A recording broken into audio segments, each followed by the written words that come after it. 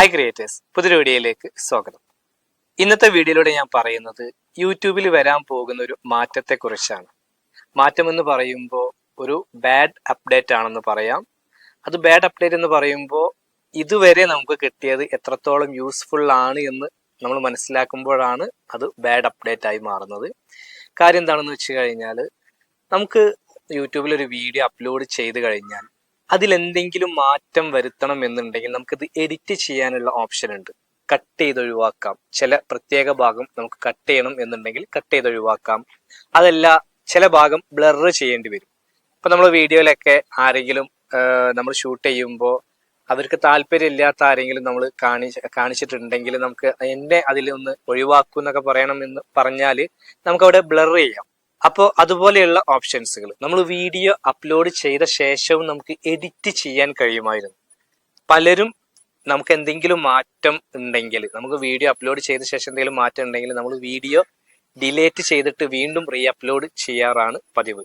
നമുക്കറിയാം, മിക്ക പേരും ഈ ഒരു ഓപ്ഷൻ ഉപയോഗിക്കാറില്ല. എന്തെങ്കിലും വീഡിയോ ഒക്കെ കുഴപ്പമുണ്ടെന്ന് കണ്ടു കഴിഞ്ഞാൽ നേരെ ഡിലേറ്റ് ചെയ്യും.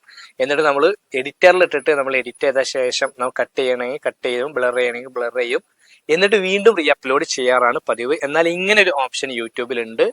ആ ഒരു വ്യൂസോ കാര്യങ്ങളോ കുറയാതെ തന്നെ നമ്മൾ അപ്ലോഡ് ചെയ്ത ശേഷവും നമുക്ക് ബ്ലർ ചെയ്യാനും ട്രിം ആൻഡ് കട്ട് ചെയ്യാനൊക്കെ ഉള്ള ഓപ്ഷൻ.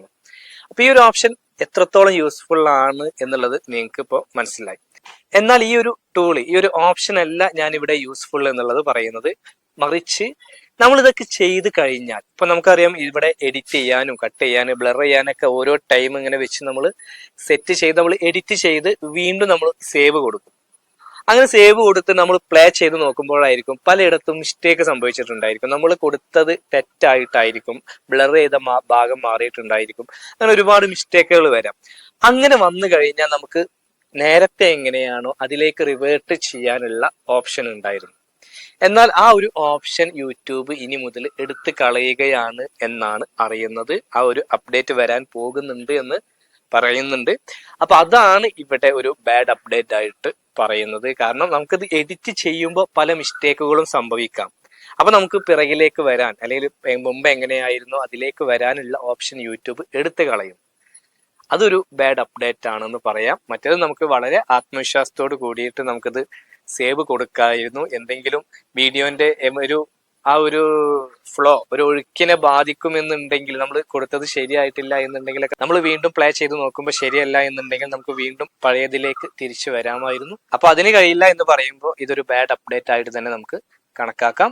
അപ്പൊ ഈ ഒരു വിഷയമാണ് ഇന്നത്തെ വീഡിയോയിലൂടെ നിങ്ങളുമായിട്ട് ഷെയർ ചെയ്യാൻ ഉദ്ദേശിച്ചത്. അപ്പൊ ഈ ഒരു വീഡിയോ നിങ്ങൾക്ക് ഉപകാരപ്പെട്ടു എന്ന് കരുതുന്നു. അങ്ങനെ ഉപകാരപ്പെട്ടുവെങ്കിൽ തീർച്ചയായിട്ടും നിങ്ങൾ ലൈക്ക് ചെയ്യുക. നിങ്ങളുടെ അഭിപ്രായങ്ങളും നിർദ്ദേശങ്ങളൊക്കെ താഴെ കമന്റ് ബോക്സിൽ രേഖപ്പെടുത്തുക. നിങ്ങൾ ആദ്യമായിട്ടാണ് ഈ ചാനൽ കാണുന്നതെങ്കിൽ ചാനൽ ഒന്ന് സബ്സ്ക്രൈബ് ചെയ്യുക, കൂടെ ബെൽ ബട്ടണും കൂടി അമർത്തുക. മറ്റൊരു യൂസ്ഫുൾ ആയിട്ടുള്ള യൂട്യൂബ് ടിപ്സുമായിട്ട് നമുക്ക് വീണ്ടും കാണാം. അതുവരെ ബൈ.